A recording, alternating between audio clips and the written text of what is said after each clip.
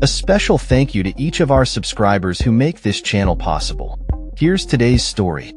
In a significant move ahead of the upcoming election, Prime Minister Anthony Albanese and Treasurer Jim Chalmers have unveiled a budget aimed at highlighting their economic credentials, showcasing the progress made during their term in power.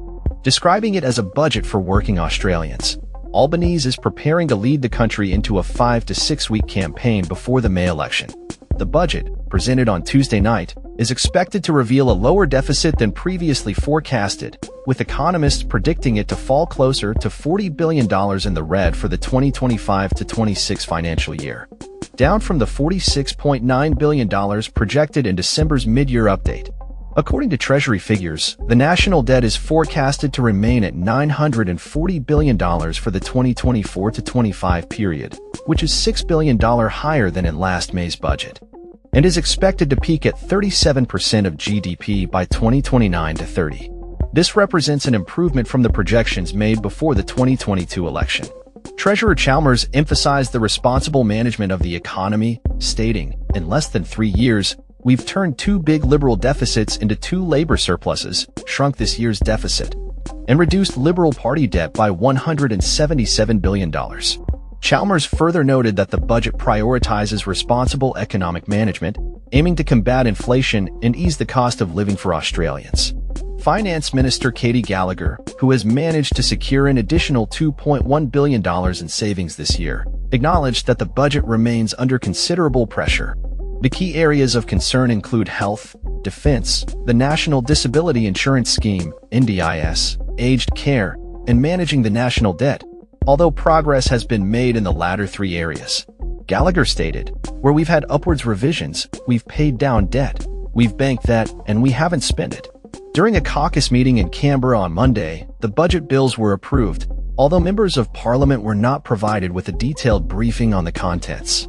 Albanese, fresh from securing a 10-year school funding deal with Queensland, highlighted Labour's achievements and future plans in various sectors including education, health, family and domestic violence, the National Broadband Network, NBN, climate action, and infrastructure development. "All this is only possible if you manage the economy," he remarked, attributing credit to Chalmers and Gallagher for the economic turnaround. The budget will include funding for urgent care clinics, bulk billing incentives, cheaper medicines, and a 3rd round of electricity bill rebates.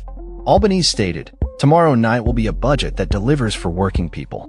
We unashamedly stand for workers receiving their entitlements and cost of living relief. This budget will build on strong foundations." He emphasized that the government is moving forward with a coherent set of values that prioritize the needs of Australians. As the budget is unveiled, scrutiny of the coalition's economic plans has intensified.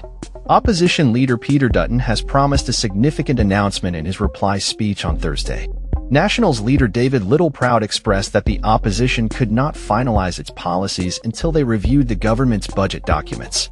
"Until we get the base document, the source document, which is the budget, it's very hard for us to come out and to put out our policies until we can see what those numbers are on a whole range of issues," Littleproud stated. The timing of this budget was uncertain until Cyclone Alfred disrupted the widely anticipated April 12th election date, which would have resulted in the state of the books being revealed in the pre-election fiscal outlook, not published by Treasury until 10 days into the campaign. Littleproud also vowed to articulate the coalition's plans for lowering electricity prices in the weeks leading up to the election, labeling the $150 subsidies as papering over the cracks.